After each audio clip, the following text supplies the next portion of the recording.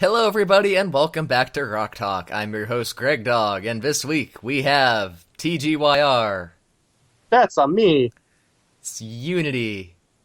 Yay! Or Scott, because we're just going to call him Scott. That's Duster. We needed a Simon Cowell in this episode. Treebeard. You know, when your grandma looks like she could be a ventriloquist dummy, something's wrong. And this week we're covering the episode, is it Sadie's song? Yes. Alright, so let's not waste any time. And TG, why don't you give us your thoughts on the episode so we can tear them down one by one? Okay, well, fuck you guys. I mean, I really like this episode. I commented earlier, like yesterday, I think, that I've legitimately been waiting pretty much since the start of the show for an episode where Sadie gets the song, because I'm a really big fan of her voice actress. Her voice actress is Kate McCutcheon, who is a comedian and musician who I really like. She's half of the group Gargle and Oates. She is and Oates. Your audio is really low, by the way, right now. TG, Oh, okay. so Let you know. me move closer, because that's the only thing I can do. Is that better? Yes. Okay. So yeah, I'm a really big fan of hers, and I've been wanting to for her to get a song in the show. So that was a plus. Again, I really like character shit in the show, and this episode was all character shit. So again, a plus for me. Like, there really wasn't much I didn't like about this episode. I mean, I don't really know. Everything in this episode to me was enjoyable. So, I mean, it wasn't like best in the show or anything, but yeah, it was probably one of my favorites in a while.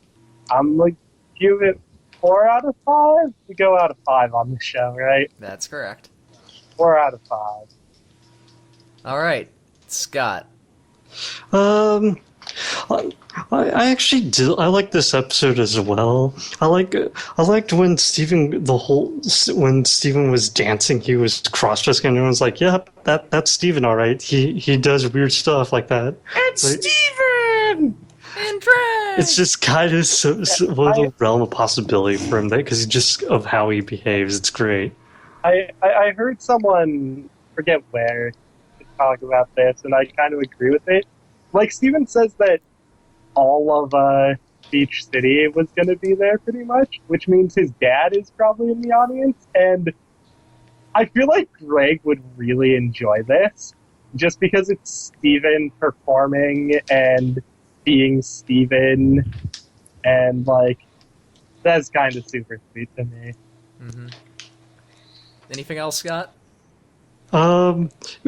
Dips. I also like that's like I also like that that's the show must go on, even though she doesn't want to do that. She's like, you know what? I'll go on. I'll sing the song when she decides she didn't want to sing it. So it's like the show must go on thing. I'd give it a 4 out of 5. Alright, Duster, you are now up. Okay, I don't have a lot to say. It was very meh for me. Didn't really progress anything, didn't really move anything, didn't really pique my interest, I guess I should say. I did catch myself looking down at the little, buffer bar to see how much was left during this episode. Because, I don't know, just didn't grab me, so, I'm torn between giving it a 2 or a 3. I'm gonna be an asshole and say 2.5. Okay. Treebeard. I don't feel too strongly about this episode. I really like Sadie. It, regardless of how previously established her mom and Sadie are, we don't really... It's not something that I was terribly... Their relationship wasn't something I was terribly invested in, and this is something that just kind of came up. Sadie with stage fright is admittedly a new trait, so that's something. I like the way she looks without makeup more than with makeup. She pretty much looks like Steven with makeup. Yeah, I don't feel too terribly strongly about this episode. It's alright. I don't hate it. I'd give it about a 3. Alright, a 3, and then that leaves me. So, yeah, you can also throw me in the club of meh. I actually like Sadie as a character, but I just really wasn't invested in what was going on here. I feel like we really didn't need to know about this all that much in the grand scheme of things. Like, I know, slice of life, it's okay to have episodes that aren't all about the story, but I feel like Sadie's, like, standing up to her parents is not going to come into play down the road, in my opinion. And it's just kind of like, yeah, it's fair. Yeah, I don't know. It wasn't overly amusing. It was just kind of there. I'd give it a 2.5 out of 5 as well. Now that I'm slightly a bit more conscious, I've thought of things. Mm-hmm. I'm kind of tired, so please forgive me. So, I will give Nightmare Hospital one thing over this episode. Now that you brought it up. The whole Connie is, like, training under Pearl and sword fighting. That's going to come up later. Right. That's something that's going to be hard to avoid. This is something that's very small in the grand scheme of what's going on. And that's not necessarily bad. But I feel like when we're following up on this theme, which I'm catching the theme of, like, parental figures and how they figure into the grand scheme of things. I feel like there could have been something better for Sadie. I can't think of what right now. Don't ask me to, because I'm like half asleep. But I think there could be something better that would come up later on. But yeah, the parental unit theme is coming up, and I'm kind of predicting down the line we're going to hopefully flesh out more of Rose, because she's been kind of an enigmatic figure that's been hinted at, alluded at, and seen very minimal times. So I'm hoping down the line that they continue this theme of, like, parental figures and mothers being mothers, and finally get to its inevitable conclusion, which is Steven. Mm-hmm. No, I'd love to have a Rose episode. She's definitely one of the more mysterious characters on this show, and we don't really know much about her. Well, and right now we got two gems that are vying for the most mysterious, air quotes. We got Lapis, who's kind of on the back burner right now.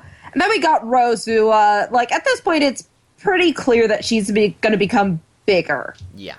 Let's not forget Yellow Diamond, who we know basically nothing about. Yeah, Yellow Diamond, who I kind of applaud them for how they're bringing on Yellow Diamond, which, the way they presented Yellow Diamond at first was kind of a throwaway name.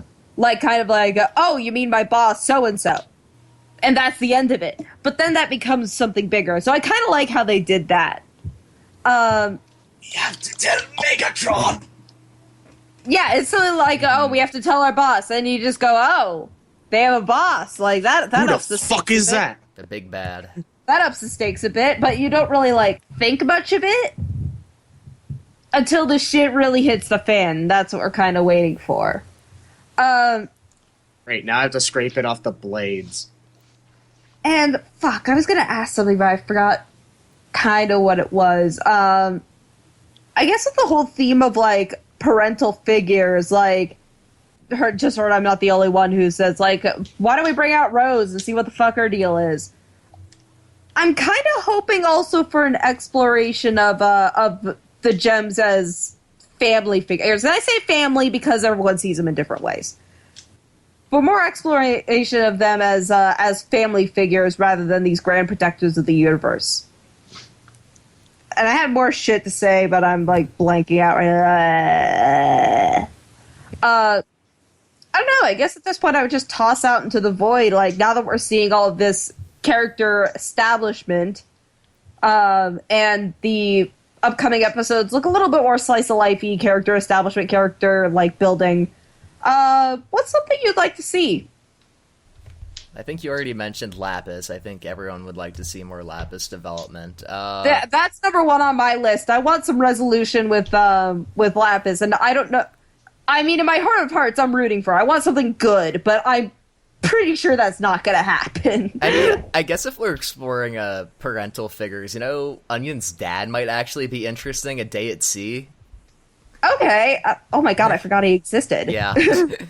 just to see what kind of crazy So does crap he Onion. goes through. I know. Like, I'm trying to avoid Onion because, my god, that kid scares the shit out of me. He's creepy, but he's just normal. He's just a regular kid. Except No, he's not. Onion is Normal kids don't totally- have home videos of their parents giving birth to them.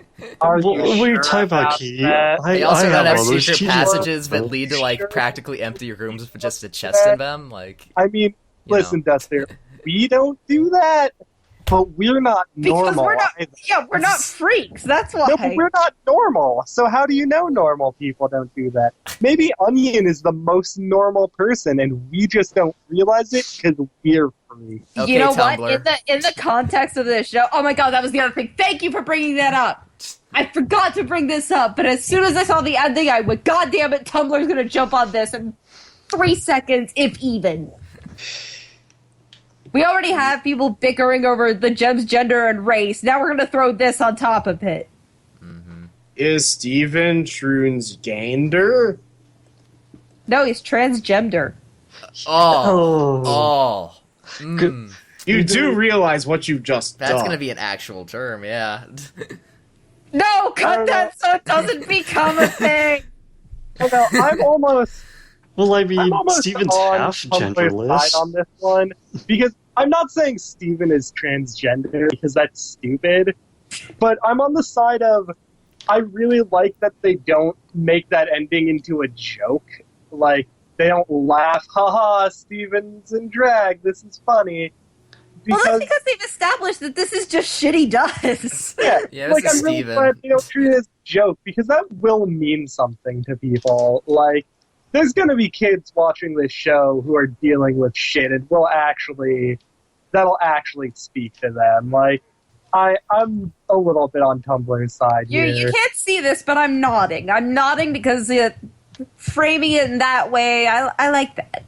Yeah, I didn't even realize there wasn't any mockery at the end of it because I just went like, oh, that's shit They were Steven just would like, do yeah, anyway. that's just normal for everyone's just Steven. like, yeah, you go, Steven. You do you. Be- And Yeah. everyone's just like, yep, that is something he would do. Mhm. Just like, what the fuck ever.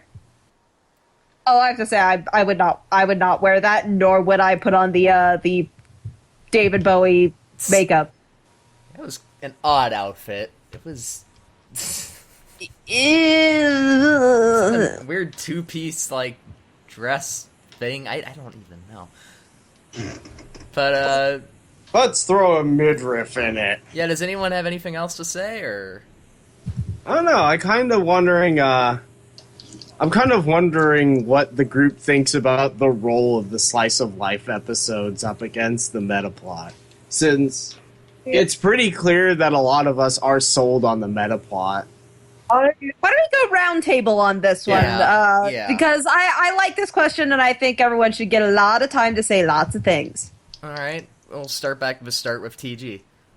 Yeah, see, to me, the meta plot is really just there as a hook to bring people back who Get close to weren't the mic sold again, on by the the shit way. about it. Oh, sorry. Yeah. Too far away. I think it's just for the people who weren't sold on the show without it. It's just something to hook them and bring them back. Because to me, the show isn't about the meta plot.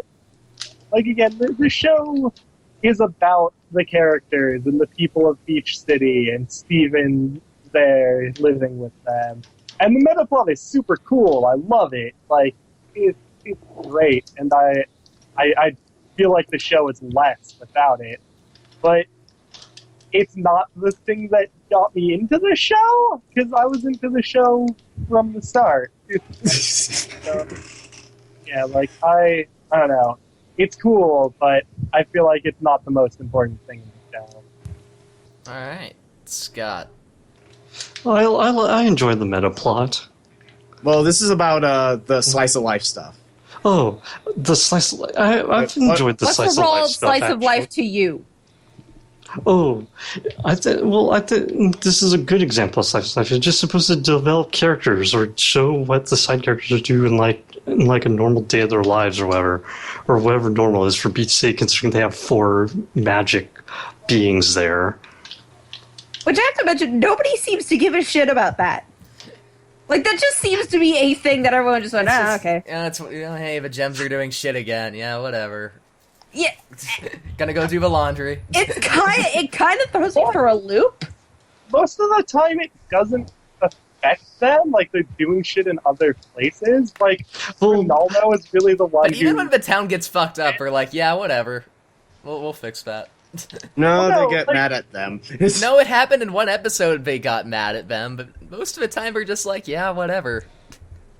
Most of the time, it doesn't fuck up the town. Most of the time, I don't know, the town's kind of got messed up at some points, but... Anyways, Duster. Okay, so I know that I, like, kind of beat up on Slice of Life episodes a lot in Pony and this, not so much in Gravity Falls, because they've kind of figured out a really good formula that I really like. But to me, Slice of Life is supposed to build a trait upon a character that is engaging and resonates with the audience. And also, optimally, something that will figure in later. You don't need to necessarily have a plan for it now, but something you can use again, maybe later. Which is why I like the Gravity Falls formula, which is they have kind of the slice of life on the side, while they have an overarching meta plot that gets kind of thrown in here and there to keep people intrigued. When it comes to this episode in particular, and I'm just going to use this as an example of a slice of life that kind of falls flat on my standards, it's something that's not really going to be brought up again, and it's not something that really advances the character more as we know them. It's just a quirk. And a slice of life episode that I will throw out as one that I actually liked was, I'm going to fuck up with the title of it. Where's the one where they, Sadie, Lars, and Steven get stranded on an island? That's a great episode, but Yeah, I don't know the name. Okay, that one I liked as a slice of life episode, because that actually is something that will come up later and builds upon the characters, something we don't know that is relevant to them. Speaking of that episode, that actually is still, like, noticeable. I noticed this in a... She still has her scar on her face. Yeah, she still has the Yeah. scar. Like, Yeah. So that's a slice of life episode that I like, because it builds upon the characters more in a way that will impact them in the future. The meta plot is what sold me. I'm going to admit that straight out, and I have several times. The meta plot is what really got me into this. I mean, the first 10 episodes of the show, I could not stand. These people had to keep talking me into watching it, and by the time I got to the meta plot, I was like, okay, screw everything else. Like, I'm into this. Because I love world building. I love fictional cultures and seeing how they operate and what they do and why they do it. And that's why I'm invested in the meta plot this heavily. So, Slice of Life is kind of just a side deal at this point. I can tolerate it, but there are a few that I could take it or leave it just because it doesn't really advance anything or it doesn't grab my interest. And that's not to say it's a bad thing. I know there's people like TG who couldn't give a rat's ass about the meta plot. No, I mean, I like the meta plot. It's good. I really like it when it comes up. Well, it's just not the thing that brought me into the show. It's not the thing that brought you in, and that's you like the more slice of life stuff. That's fine. I'm not a big fan of slice of life. I like the meta plot, which actually, weirdly enough, is like the reverse of all the other shit that I watch. I love the filler. I hate the actual plot. Supernatural. Anyway, yeah, that's my long ramble. If anyone can make sense of that, good job. All right, Treebeard. It's 11:30 at night. Yo, well, I'm kind of in a similar boat to Duster, because when I first started watching Steven Universe, I found Steven insufferable. Yep. I couldn't stand him. Yeah, you definitely acclimate more to his character as time goes on, but at the start, he's definitely a kind of an annoying little kid among a bunch of superheroes, and it's just kind of like, meh. You kind of get like, he kind of comes off like Scrappy. Yeah, Scrappy Doo, or yeah, no, that's a pretty good comparison, actually. Because he's like the scrappy little kid who does things and is like, you get this feeling that he was put in there to connect to the kids or something. But yeah, after the meta plot gets started and the stakes are high, you kind of care. At least I cared a lot more about him after that. And sorry to burst into your but I think we talked about this earlier, where I think it's the meta plot that like sold us on Steven as a character. Yeah, because you get this. It's where he really shines when he's just like lounging around as like the scrappy fucking dude. You don't care. He's just kind of a hindrance, and you're kind of like, eh. He just gets in the way. Yeah. Half the time, he just like, the only thing he ever seems to do is get people in trouble. He's like Rose Tyler in Doctor Who. All Steven seemed to do was make the plot go by being stupid. But after the meta plot, that's when I started caring. And as for my idea of what the role of the filler is, at best, the filler will inform us on a character trait that's going to come up in the meta plot, and at worst, it just gets in the way, like the rising skies falling, whatever the fuck, in one of the Steven bombs. I don't remember which one. It was the fucking one where fucking Ronaldo did the documentary. That one I didn't like because I felt like it was just getting in the way. No, there's only one moment that made that episode worth it. Him pleading for the gems to stay, and Garnet goes, alright, and walks back in. That was the only moment that made that episode worth it. Even then, all it does is return you back to the status quo. I know. It's just what sold me on Stella as a voice actress, because I went, that's a really odd choice of voice actress, and I went, no, she's right. But yeah, a lot of with a bad slice of life episode, I just kind of see it as getting in the way. But to me, the slice of life has become secondary, and really the thing that I actually gave a shit about. So in that respect, I am markedly different from TG. Mm-hmm.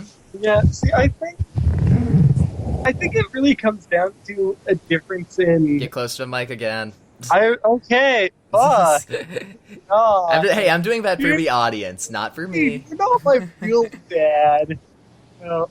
I think it comes down to a difference in what like we each care about in a narrative, kind of. Because to me, in any narrative, the plot can really take a back seat to the characters. Like, to me, the plot is just there to lead the characters places and develop the characters and show the characters doing things. So if I like the characters and the characters get developed, I'm fine with the plot kind of being mediocre or like not being developed heavily all the time. But if the characters are really shit and I hate them, I don't really care how good your plot is because I don't care about the people taking part in it. So, I'm in camp world building. Like you can have a mediocre plot. You can have characters you've seen 1,000 times before, but if you have a really unique and vivid world that these people live in, which gives them a whole different way of interacting with their environment and all the people around them, then I could get into that. I mean, you could take, for example, let's just say the standard, oh no, we're trapped in an MMO anime that's been like 10,000 times before. But if you can come up with a new environment and world and way that world functions and all the cultures and society and all that, and come up with a really great way for characters to interact with that, then I'm going to be interested. I actually can use that same example for when like if you could use that trapped in an MMO plot, and I mean that plot is just you're trapped in an MMO, and what draws me in is really likable characters. What turned me off from Sword Art Online is that Kirito and Asuna are both terrible people who I don't give a shit about. They're And what drew me into Log Horizon is painfully that Shiro boring is people. Yeah, but what drew me into Log Horizon is that Shiroe is fucking amazing. I love it. I want to be with him forever. Which I'm actually, sorry, just kidding. You said that out loud. Oh no. I'll use an example that I know really well. Which is I've played. Oh God, what's a good comparison for this? You know what? Let's just go with one of the older Final Fantasies for this, like a sword and sorcery kind of medieval world. Actually, you know what? I'm gonna go with fucking Morrowind for this because I actually remember Morrowind. God help me. Sword and sorcery medieval world. I could not give half a shit about the world of Morrowind.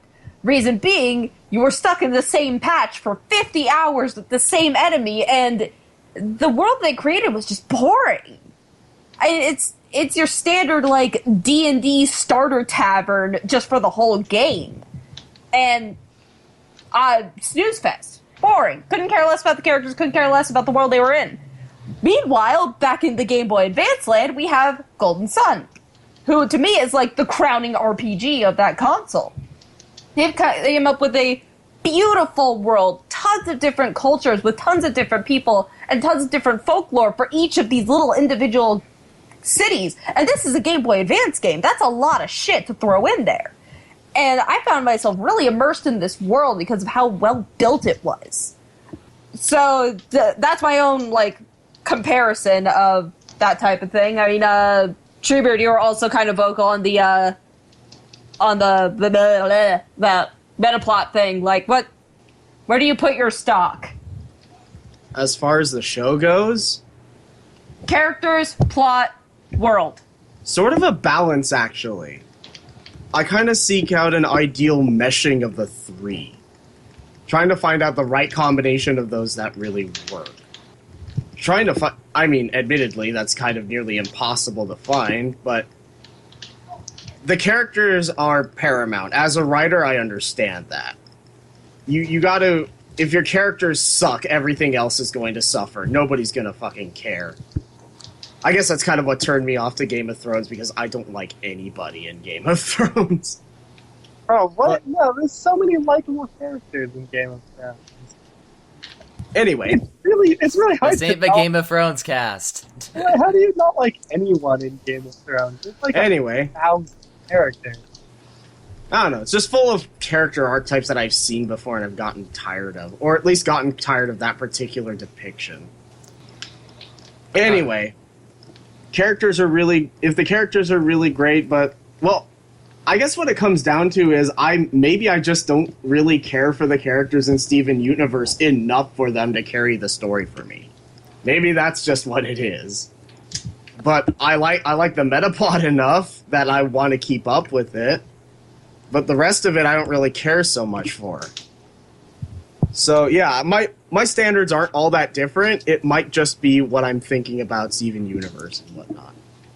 Alright, yeah, I guess my thoughts have already been said by both Duster and Treebeard. Yeah, the slice of life stuff can be fun as long as it advances the characters in a meaningful way that's going to come back again later on in the series. You know, I really like slice of life episodes like the Island episode, which we can't think of. Tiger Millionaire, again, we've mentioned. Yeah, Tiger Millionaire yeah. is actually one of our favorite episodes. Yeah, I could Or li- my favorite episode. I can leave it, but yeah.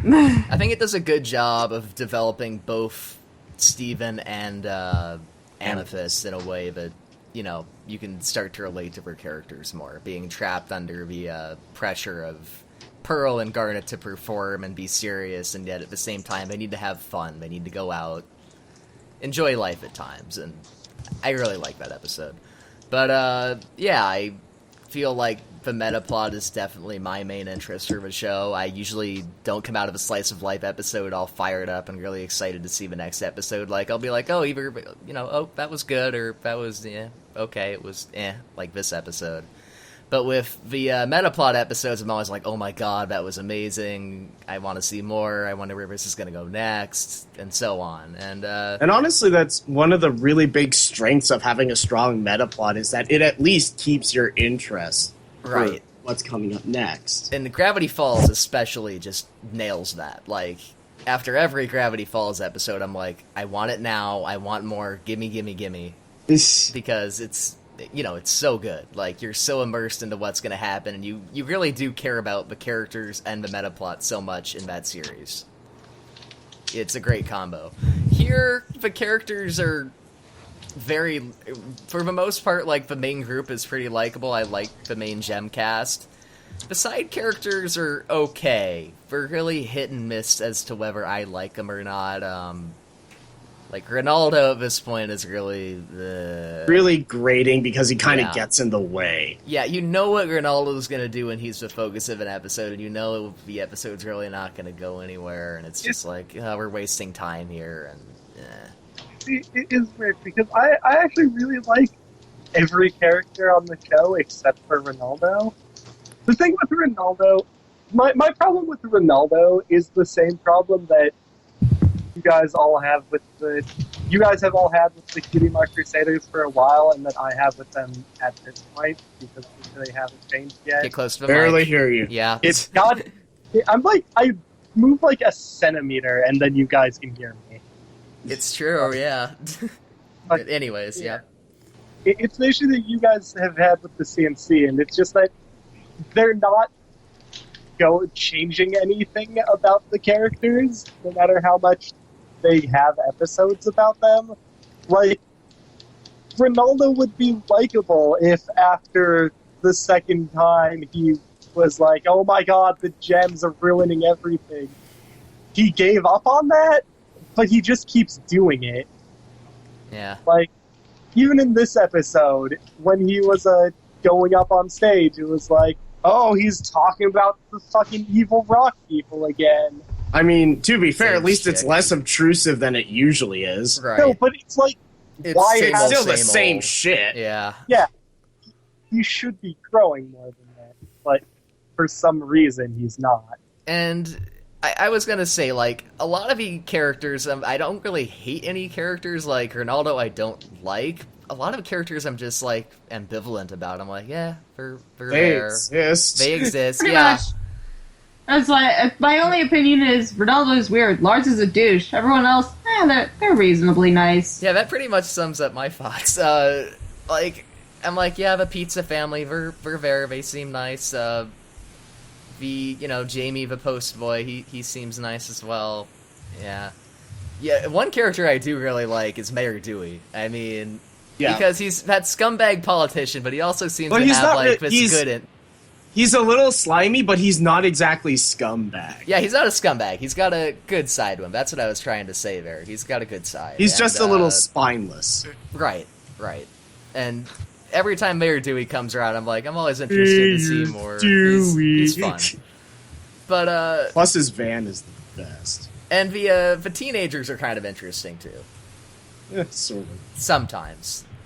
I like how you were like, But, man, it's like these three that I care about, and then you went through every other side character and was like, I That is also not like all them the and side care about them. characters. That's every side character. that is not all the side characters. The pizzas, the cool kids, Lars and Sadie, Ronaldo. That's just about Mayor Dewey. That's pretty much the entire town. The only people you left out is Ronaldo's family. You named every other side character. I don't know. I feel like I'm... Meh. Screw you, TG. You're just mad that I'm proving you wrong again. I am not You want to wrong. start talking about numbers again and be wrong about numbers? Because you fucking still don't understand. Oh god, No, you don't we're wanna right go about there. that. Yeah, we're definitely right about No, that. you're fucking wrong. You just don't understand. This is another discussion for another day. But I don't know. Like, even if I You can't like change Mayor, the visceral quality, TG. I like Mayor Dewey, but I don't super care about Mayor Dewey. I like the teenagers. I don't really oh my god, I really love the teenagers. I'm not like that. I have to see every episode be about them. Right. And with, I feel like with Gravity Falls, I care more about the side characters than I do here. Even if I like some of the side characters here, I still don't care about them as much as, say, Gravity Falls. That's the point I was trying to get across. So, yeah, side, slice of life episodes are okay. Like I said, hope they, support the metaplot in some way, because that usually, makes them more enjoyable if it's a character development that's going to come back in the later episodes. But yeah, that pretty much wraps up my thoughts. Is the metaplot supporting the metaplot supporting slice of life is really something I've only seen work in Gravity Falls and Deep Space Nine, actually. So I don't see it work too often, but when it does work, it's pretty awesome. Right. But, yeah, that should wrap up Rock Talk for the night. And, yeah, any other last-minute thoughts to add? You guys are. Wow. Thank you. Can't be friends. We're tired. So, yeah, we're gonna go. Thank you for joining us, and we'll see you next time, and rock on.